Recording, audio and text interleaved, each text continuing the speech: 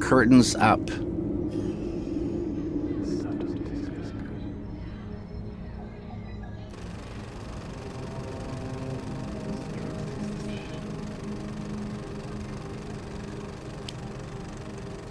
Cinema is a language. It can say things, big abstract things, and I love that about it. Some people are poets and have a beautiful way of saying things with words, but cinema is its own language, and so you can express a feeling and a thought that can't be conveyed any other way. It's a magical medium.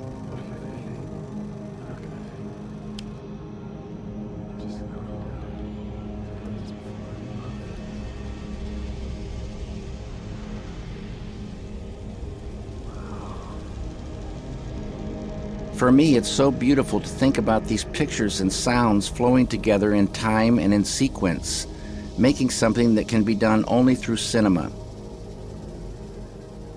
It's so magical, I don't know why, to go into a theater and have the lights go down.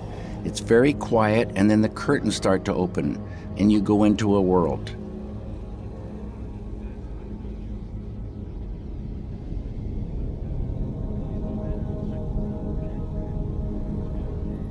Although the frames of a film are always the same number, in the same sequence, and with the same sounds, every screening is different.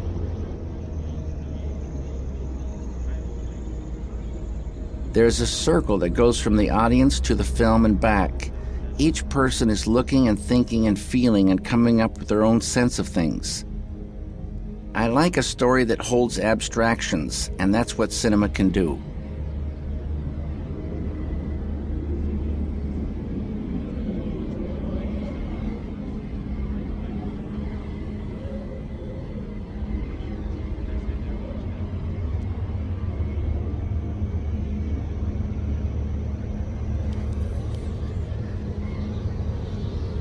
I was a painter. I painted and I went to art school. I had no interest in film. One day I was sitting in a big studio room and I had a painting going, which was of a garden at night. It had a lot of black with green plants emerging out of the darkness. All of a sudden, these plants started to move and I heard a wind. I thought, oh, how fantastic this is, and I began to wonder if film could be a way to make paintings move.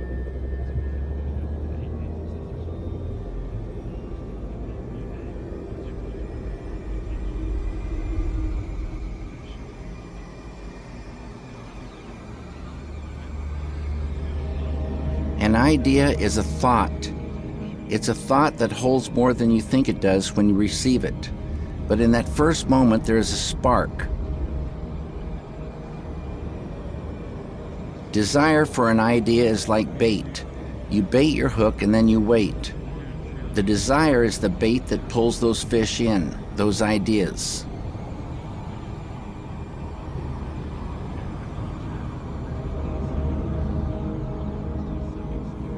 Little fish swim on the surface, but the big ones swim down below. If you can expand the container you're fishing in, your consciousness, you can catch bigger fish.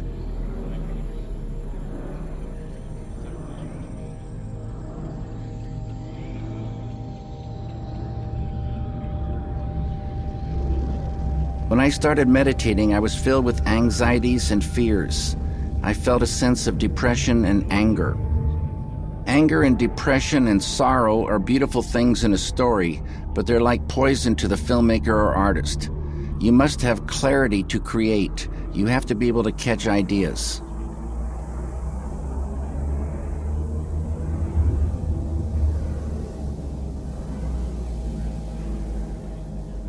Life is filled with abstractions, and the only way we make heads or tails of it is through intuition.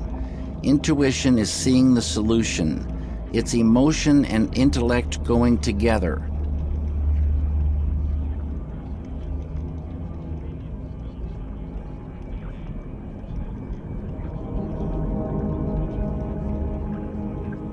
Personally, I think intuition can be sharpened and expanded through meditation, diving into the self. There's an ocean of consciousness inside each of us, and it's an ocean of solutions. When you dive into that ocean, that consciousness, you enliven it. It grows. And the final outcome of this growth of consciousness is called enlightenment, which is the full potential for us all.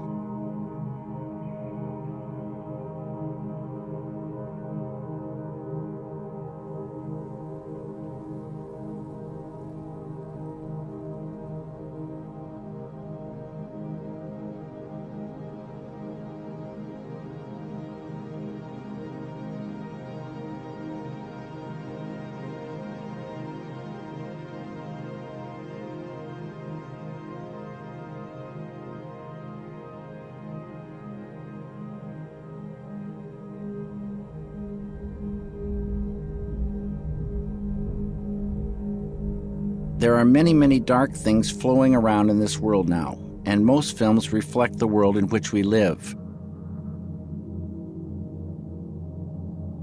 In stories, in the worlds that we go into, there's suffering, confusion, darkness, tension, and anger. But the filmmaker doesn't have to be suffering to show suffering.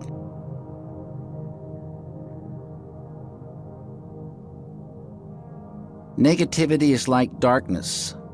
You turn on the light and darkness goes. We're like light bulbs. If bliss starts growing inside you, it's like a light. You enjoy that light inside, and if you ramp it up brighter and brighter, you enjoy more and more of it, and that light will extend out farther and farther.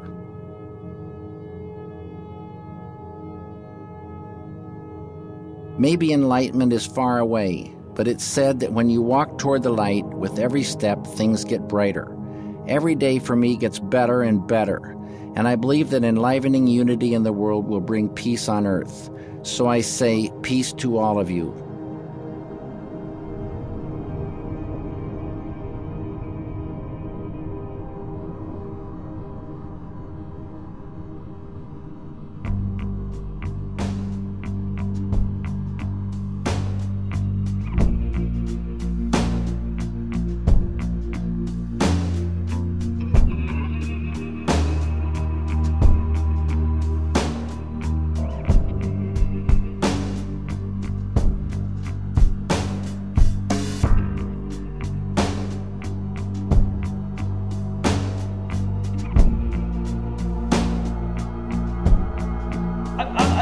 Best to start that conversation by saying I personally don't think these entities, some people are like say, oh, you know, I can't be, I don't see it as such a big deal.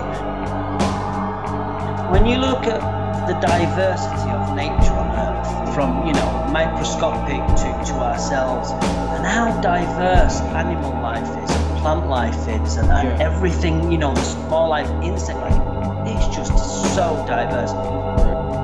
Why should it stop with us? Right. You know, the fact that you can't see it, okay, but I suspect that beyond our limited perception, there is a whole host of life, some lesser than us, some on par with us, some greater than us, and some that we'll probably never come to comprehend because they're just so far beyond our reckoning. And I don't see that as being such a big deal. I mean, nature's so diverse to our limited perception. Why should it not be as equally diverse to our, you know, unseen, you know, sense? Right, and if you break it down, like, the fact that we know we can only actually perceive a very small amount of reality as we see it, right? Our senses only pick up so much, and we already know there's so much more out there. Whether it's like, say, bats have sonar and dolphins with echolocation, and we don't have those abilities. We don't see the world like they do. And there's just things like that, but there's also all sorts of radio waves and Wi-Fi signals bouncing around us. We have no idea they're there, right? So it's kind of the idea that there could be other conscious things existing on maybe those types of levels that we are not interacting with. Indeed, and I think you referred, albeit briefly, to, you know, UFOs as within that gamut of, you know, paranormal, you know, the paranormal dimension. And, you know, I mean, renowned authors such as Jacques Vallée, they propose that, you know, the UFO phenomena is a spiritual phenomena. And I totally buy into that, you know. I don't think these are metallic craft with little men coming from far-flung galaxies. I think it's much closer to home and probably far more mysterious, but certainly far more mysterious than we suppose, but equally a spiritual phenomenon. I've heard that same theory, and I do believe that's more likely. I feel like I think it's more likely there are some kind of beings. If you're gonna go down the alien road at all, I feel like it's more likely there's some kind of beings existing around us that we just can't detect. Then there is some being that's kind of the same as us, coming from light years away or whatever. Well, indeed, I mean, I know there's lots of conspiracy theories out there, but I don't think anybody's got a physical UFO, and I don't think anybody's got a grey alien in an underground base, because I think these are spiritual phenomena, and how are you going to get that in a jam jar? So if we go back, so one of the things that was interesting, talking about sort of interacting with an entity in the DMT realm, one thing that seemed, when reading your early trip reports in the book, it seemed early on you were sort of surprised by this fact that when you would either say something out loud or just sort of, you were surprised that these things would interact with you, and that when you would exclaim something, they would sort of laugh or get excited, or there was this kind of idea that you might say, oh, you touched my bum there, I saw that, or whatever it was, and they kind of got a kick out of that. That's right, and I'm glad you raised it, because that was the same experience with the circus performance, and I mean, these entities, the entity will, it kind of like mesmerizes you, and I choose that word carefully. In esoteric literature, mesmerism is where the willpower of one overcomes the willpower of another. And that seems to be what's happening in these experiences. You're put in a partially mesmeric state, and it's like you're watching it, just astonished, amazed. And then for sure, I'm sat on the bed, I'm laid on the bed, but something touches my butt cheek, not in a sexual way, and I'm trying my best to speak, but I'm in this mesmeric state. It's a lot of willpower, and eventually I say, I know what you did. And every circus performer looks at me and smiles in unison, and it's like, wow, man, that's crazy. That's crazy. So that points to something interesting as well that I was going to ask about. Like, you talk about being sort of mesmerized by this experience. Terence McKenna has some kind of quote as far as like, don't give in to astonishment, that it's very hard to keep your wits about you under these experiences because it's so astonishing and mesmerizing. You get kind of caught up. And so what I was going to ask you was, were you ever able to say not give into this astonishment and maybe ask questions to entities or things like that while under the influence? Okay, first of all, R.I.P. Terence McKenna. What a legend, and a huge influence on lots of psychonauts. Absolutely. His birthday, I think, day before yesterday, or yesterday. Right? So, yeah. So, I mean, I had a definite research intention. I was like determined to find out the causal nature of the experience after smoking DMT. So there were times when I was completely mesmerized, but I would like sit up and smoke the DMT, vaporize the DMT, and as I'm laying back, I would be saying to myself, be sharp, be alert, be astute, and so there are times when I like got that alertness, got that sharpness, but you kind of like always, you kind of feel that you're in the presence of something that's probably knows you better than you know yourself, and has got far more power than you sort of dare imagine. But it's not like asking questions like, can you tell me about this, or can you tell me about that? It's really not like that. There does occasionally seem to be some thought transference, something like that in terms of communications. And I've smoked DMT, and there's kind of like being a cheer, it's here, but it's more like you sense it mentally than hear it orally. Sure. And there was one dark experience where I'd smoked in front of the mirror in this dimly lit room, thinking it would be fun, and it wasn't fun. It was horrible, and this voice said to me behind me, very, very clear, and very menacing. Stay where you are. That freaked me out. But those experiences for me were few and far between. The majority were entertaining, pleasurable, a playtime beyond imagining. And maybe I've been lucky, and some people have said, the entities have been kind to you, and if they have, then I'm very grateful to them, because I want to fall out with them. Yeah, well, you do talk about, definitely you point to something I feel like, it seems like you think it's very important to discuss with people, is that you were very trepidatious or fearful sometimes of these experiences, and you had to take breaks, or you had to, sometimes you'd sit down ready to do it, and you go, you know what, I can't do this right now. You get so anxious about it because it can go awry. Yeah, I mean, it's always easier not to do DMT than it is to do it. I mean, there's been moments where, I'm like, I'm in the mood for this, but those moments are few and far between. It's usually, I've had to force myself willfully against my own will, if you like, to proceed. Yeah. It's like walking to your own funeral sometimes, and it's such a paradox because you're sober, you're somber, like, oh no, I'm gonna smoke DMT, oh Jesus no, and you sit down, okay, I'm gonna do it, and you do it, and the experience is amazing. It's just like amazing. Right. And you come out of it and you feel like, you're triumphant, it's like, I had the courage to do it, and it was amazing. And then next time you come to smoke DMT, you think you'd be like, I'm gonna do it, no problem. It's not like that. You're like,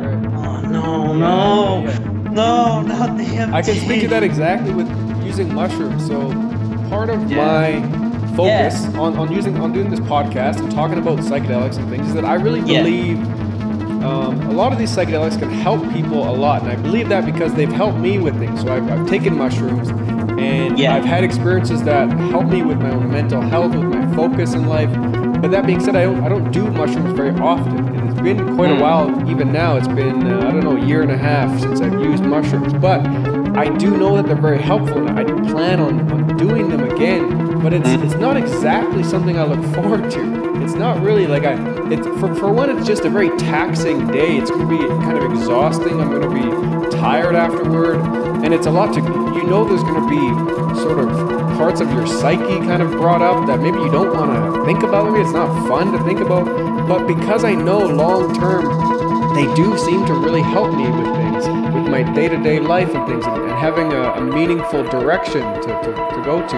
I do look at them like a medicinal sort of thing for me, but it's not exactly a fun thing all the time. It's not something I always want to do. It can be when you're on them, but you're absolutely right. It's not like, I'm just going to take these and everything's going to be rosy. No, as you say, experience shows that, things come up maybe from the dark quarters of your psyche, and you've got to deal with those, and that sometimes is far from pretty. But I think you're right, and you expressed it all very well, so I'm not going to try and add to it, but it's nature's medicine. It's a spiritual tool, or they are for sure helpful. And I think, research is sort of headed that way. Now, there are studies that point to it. A good question maybe on the tail end of that is, someone might hear that you've taken 600 doses of DMT, and they might ask, well, this guy's a DMT addict. He's addicted to this stuff. He can't stop taking it, So maybe... You know what? Yeah, that's a super question. And you know what? I don't think it's physically addictive at all, and I think science bears that out. I don't think it's, say, psychologically addictive, as say with, say, cannabis, which can be, and I know from experience, it's psychologically addictive, but... In terms of if you're a parachutist, you might get addicted to that adrenaline, that risk taking. And I think there possibly has been an element of that. And I kind of maybe I bought into my own, the situation that I created for myself, in writing a book. And I found that I could write. I found it hugely therapeutic. I found it great to reflect and integrate on the experiences. So possibly I bought into my own hype within my own little world within those 3 years. It's like I got to progress my research program. Guilty, but addictive. It's too terrifying to be addictive. Right, and that's what it seems like. Yeah, and that would be my impression is if you're doing it that many times, it's probably because you're really trying to get a grasp on what this is more than, oh, I need to do it again. Like no, as I said, I had to force myself. It was like, it's like I guess it's your ego. It's like, don't smoke that no, don't smoke that DMT. Right. And I'm like, I know I've got to ignore that thing in my head and force myself forward. And it is a battle with oneself. And since publishing my book and then becoming active on social media and preparing my second book, I have smoked DMT very, very infrequently. I mean, you say infrequently? Infrequently. I'm like, what were we on November? I was like maybe 5 times this year, and a couple of experiences with Changa, which I'm new to. As I say, it's always easier not to smoke it than it is to smoke it. Right. But, and this is unusual, it's like sometimes I'll be like driving to work or driving from work or whatever, and I think it's like this weird feeling. It feels almost sinful not to be smoking DMT. It's like, and it's such a strange thing. It's like, you know what it does. You've experienced it. You've got a good handle on it. So why aren't you smoking it more often? And I'm like, it's a strange thing. So I want to go back to something we touched on. This idea of how if there's an entity, say we were just assuming, okay, there's an entity, right? There's some, either there's multiple entities or there's one entity or whatever. But how they're communicating, as you spoke about before, is not necessarily just language. And that maybe when you're describing seeing certain things or certain beings, that's how you're interpreting this information or this relationship to this thing. And as one example, I read this morning, actually, when I was going through some of your trip reports, and one of them you talk about, it was kind of not a great experience. It was you talk about some entities coming at you very aggressively, sort of with this sort of intention, and then this sort of like this policing force seemed to come into play, and you sort of had a visual of what that was, but that maybe you were just interpreting some energies happening. It sounded like, okay, one entity's very coming at me aggressively, and then this other thing came in like, hey, calm down, don't treat that guy that way. I seem to remember that, and because when I was like starting to get a grip on what I thought was happening, I thought, okay, so it's one entity interacting with me, and then I started to think, well, how does that work? Why maybe is there 2 or 3 vying to impose upon me? And I was like, that's a valid question, and I couldn't work it out, but for sure I've had experiences where an entity's there, I sense its presence and it's partially imposing upon me, and I get this strong sense it's like calling on somebody else, hey, come. And I've had that 2 or 3 times. Whether it's valid or not, I don't know. I can only say how it feels and how I perceive it, but it's a very strong sense that, one entity is there and it's calling upon another, or as you say, one's there and it's ill-favored towards me, and another one's like, hey, chill. So I don't know, it'd just be wonderful to sort of see it from their perspective, see a human being smoking DMT from that hidden realm and see how that looks and see what's all around. But I don't know, how are we going to get, I don't know. Right, so maybe when I die we see that, I just don't know. Yeah, so you're still hesitant to put it's just so difficult, I guess, to put very direct conclusions to what you're experiencing. You can only really hone in on so much that's very direct, tangible as far as what's happening. Well, no, I didn't try to interpret the hallucinations, the visions. When I first started smoking it, you lay back and within seconds, it's like, oh man, I'm in another realm, I'm in another dimension, I'm in another world, and it really, really does seem that way. And there's these human-like entities, and their faces are like masks, like what Stephen Zara, the famous scientist who injected himself in the 50s, said. People appear to be, their faces appear to be like masks, and that's kind of what I was seeing. And I didn't try to interpret these visions. You do wonder where you are, but the more and more I smoked it, I realized I wasn't going anywhere. Something was coming to me.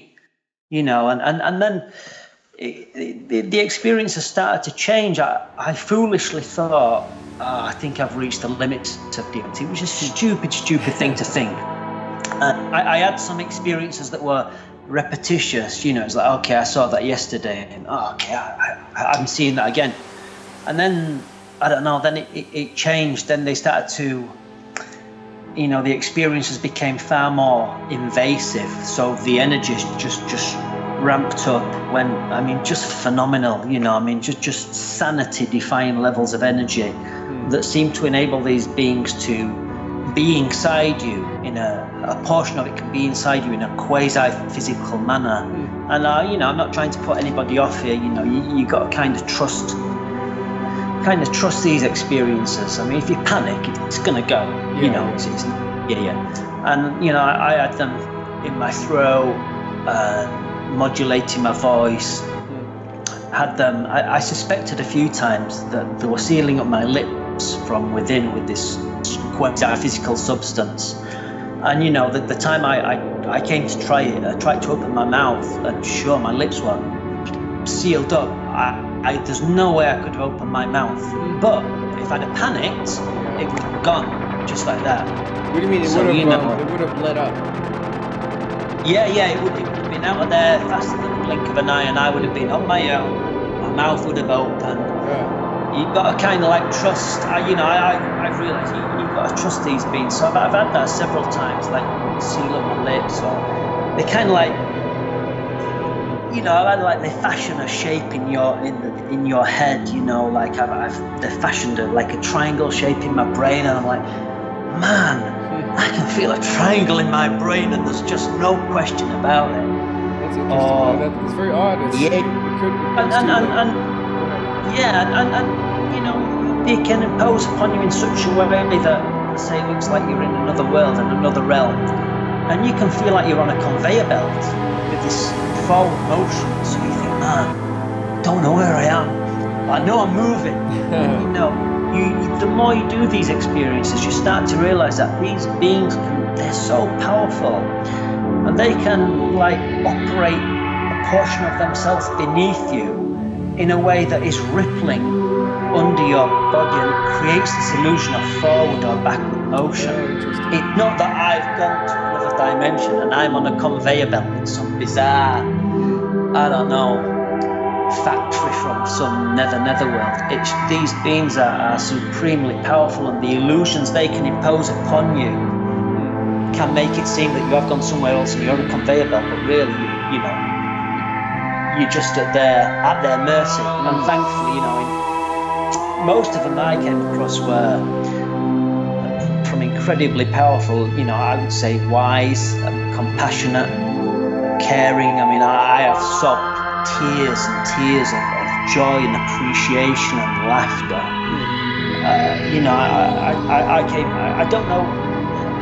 I came to call them cult masters because of that. They're supremely powerful.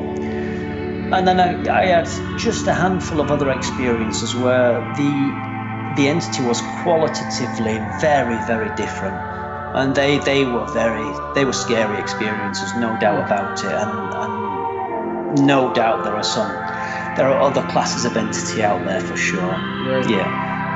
And I'm conscious that there'll be some real experienced users watching this, and I want to say, look, to those people, I know I have not scratched the surface. I know I have not gone deeper or farther than everybody else, but I'm just contributing my own little bit. It's funny how it feels like that disclaimer is necessary, because in this psychedelic sort of world or community, there's always that sort of one-upmanship where people always kind of have that feeling they want to come in and say, that's not the real, that's not even halfway there. You didn't even go, what did you take, 30 milligrams? You should have taken 65.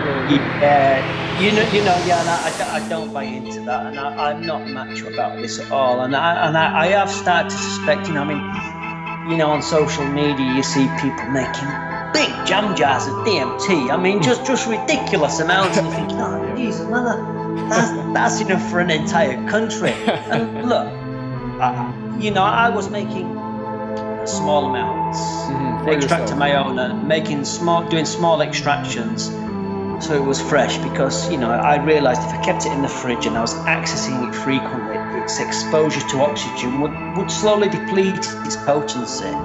So I don't know, you might get people smoke this many milligrams, but they smoke it fresh, and smoke it real fresh, and then see. Right, so I don't know. No, I don't. I'm not calling anybody. I'm just saying, it can deplete in potency, and even when it's depleted in potency, that stuff is still strong. Right. Okay. So one thing I really think is an important thing to talk about here is, like, if you've done this many times, and say what we're guessing at here is actually true, that there is a spiritual dimension with beings who have greater knowledge and power and influence than we do.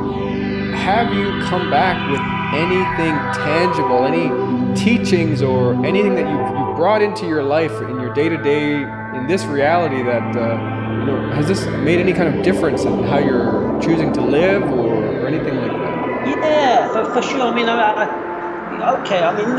brought back anything, literally tangible, but for sure. I mean, we started off talking about my childhood, and the one thing I had from my childhood is I had this huge suspicion that there was something of profound importance that people were not talking about, and somebody was not telling me. And, I'd occasionally be left alone in the room, and I was 3-4 years old, and I could sense it. I knew where the presence was. I thought, something's there. I can't see it, but I know something's there.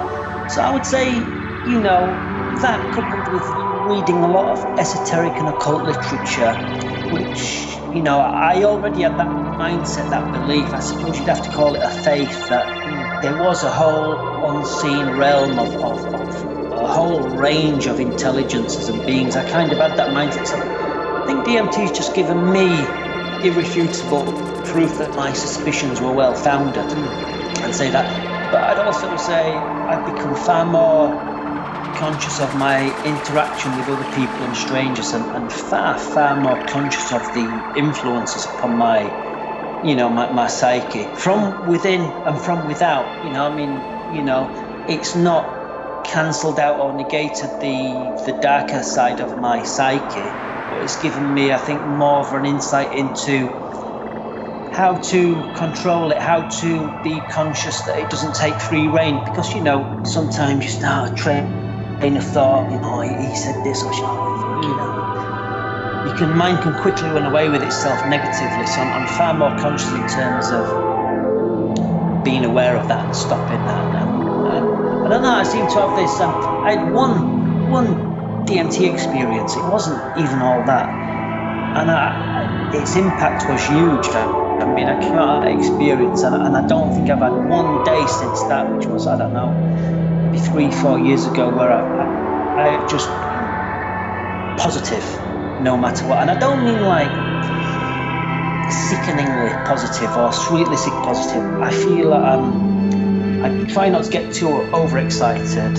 I certainly don't let myself become down or depressed. It's like on this even keel, but that one experience kind of like it instilled in me very deep in my psyche that positivity in the face of every and all adversity is the very best that mankind can be and should be. And that one experience changed my life out of hundreds of experiences. Interesting. That's kind of points to like a courage to be positive in the face of overwhelming life. I think what it was, I was outside, and I was like, I'm going to smoke DMT outside. It was pretty windy, so I'm like struggling, and eventually I smoke it, and I lay back, and oh man, the wind starts to get strong, and my mind starts to take a turn. Oh, what are you doing? You shouldn't be doing it. Oh, it's scary. It's daylight hours. And I thought, oh man, I'm struggling here. And I could sense this entity's presence, and it flashed up an image in my mind very quickly. Couldn't tell you what that image is at all.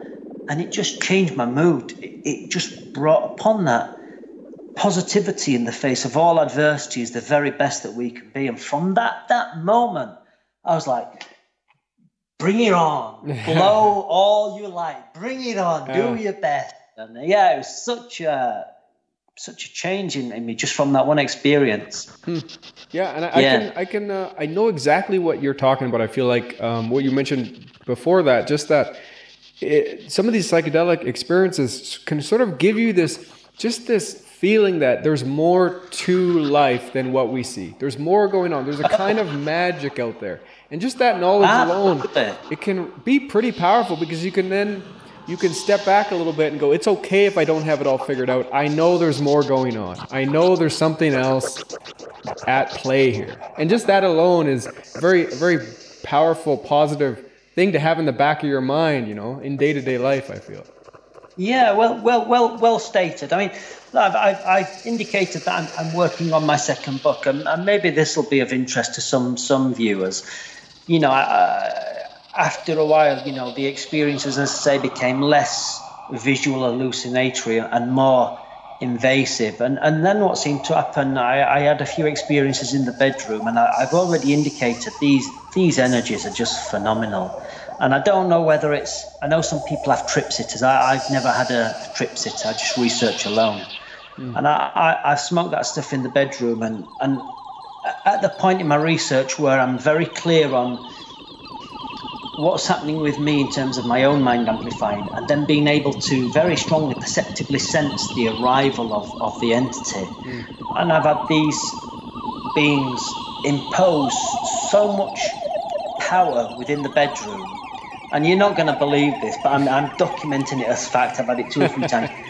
They have imposed themselves so powerfully within the bedroom that the plasterboard walls have flexed, and you can feel the power as it imposes and increases. You can feel and you can hear the plasterboard walls flexing and groaning and twitching under that power. And then, because that's the proof, then the entity is, I'm not joking, it's either shaken the room or shaken the house. Like a washing machine on its spin cycle. Yeah. I have had the house shaking like that. And I've been laid there just gasped, thinking, oh shit, what must my neighbour be thinking? I'm in a cemetery. What must man? And I kid you not, you can hear it, you can feel it, the bloody house is shaking. I mean, if people want to come and tell me, I told people I've had my lips sealed up from within, say, it's a tactile hallucination, it's all in you. I'm like, God damn, you can't explain that away with a phrase like tactile hallucination. So if the house is shaking, what is that? Am I imagining it? Absolutely not. Oh, goddamn, I'm in my rational senses. I know I'm smoking DMT. I've perceived the arrival of something I know to be far greater and powerful, far more powerful than myself, and it is imposed a phenomenal degree of energy, and now it is shaking the bloody house. So I was like, God, my God. That's terrifying. That's a terrifying. I mean, look, and I can tell you, because of the nature of my work, I can tell you, this house its construction is it's got a steel frame, behind the walls. There's a steel skeletal frame. I don't see it as, it's not like you're shaking a brick house. It's I could see why I could do it. I've had that 2 or 3 times, and it is like, wow, man, whoa. But I mean, so at the same time, like you've talked about too. You've touched on a little bit in parts of that I've read of the book of the idea of being delusional too. Like I think maybe you I forget, maybe you felt like you were dying maybe early in one of the early experiences, and you had to ask your wife, am I dead? No, you're good. Yeah. That was not a classic little death experience, but I remember that was just out there, and it's just this vortex of impossible spectral colour that looks realer than real, and it's like I'm in another place, but I know I'm still on the landing at the top of the stairs. It's just staying there, this vortex And I like called out to my wife, am I dead? Because I don't know, it feels like, I know where I am, but it feels like I'm somewhere else. She says, no, not yet. So you can have those kind of those feelings that feel so real, but then, you know, sometimes when you come down afterward and you look back and go, oh, right, that wasn't exactly what was going on. It really felt like that was what's happening. But... Well, no, that one was kind of like, because, as I say, there was an unusual longevity to that experience. I was there for like several minutes looking at this like static swirl of colour, you know, just there. And I kind of like, my confidence grew, so I didn't feel dead, I hollowed out, am I dead? It was more like a humorous kind of like interaction with my wife. But, you know, when the classic little death is, you know, you sit up, you smoke DMT, you lay back down, you're dead. And those experiences, oh my God. I mean, imagine you lay down and you are convinced you have left this life. It's so convincing. I mean, I had one experience of that where there was a wind howling outside. We've got some big oak trees outside, and there, you know, when the wind's blowing through the tree, and you know, I smoked and laid back. It was just absolute silence. It was like life frozen. There was not one sound at all, and it's just, you're convinced you're dead. There's just no two ways about it, and you're starting to regret smoking DMT. You regret, oh my God, yeah, I've got family, geez, what's going on, oh my God. Yeah, I had 2 or 3 of those, and those little death experiences, they're like, when you're in it, it's shattering. It's a really profound, shattering experience. But when you realize you're alive, and you're going to see your wife, and you're going to see your family, you feel more alive than you did before you started. You know, it's like, now I feel double alive. That's it. So that points to something I do want to ask you about too, is maybe the idea of some kind of hangover with DMT. And to give you an example of what I mean is, I wonder if you've experienced any difficulty in sort of reintegrating into just everyday life after so many of these experiences. And as an example, I remember hearing Joe Rogan explain maybe his first times using DMT, and just saying that when he came back to everyday life after, reality just seemed a bit slippery to him. It didn't seem as concrete, and it was kind of harder to just do day-to-day things for a few days afterward. Have you found anything like that? Personally, I haven't, and I don't know. I can see why it could induce that in individual. I can see why it could lead to that, but I don't know. Maybe it's my circumstances. Maybe it's the fact that, you know, I've got a serious responsibility with, you know, a wife and family. You know, that's a serious that something keeps you to really grounded. ground At least you, that's got to be that has to be my priority above all. You know, I think my childhood and certainly my fondness of reading esoteric and occult literature, giving me that kind of like faith or foundation in a belief of otherworldliness. And as I say, DMT just giving me irrefutable evidence of that. And I think from reading esoteric and occult literature, realizing the importance of staying grounded. So, you know, to stay grounded, I'm a fan of boxing. You know, I'm no boxer, I'm no fan, but and it kind of keeps me grounded. So on every day, I'll kind of like, okay, let me check in with the boxing news. And I ride BMX, you know, to keep me fit.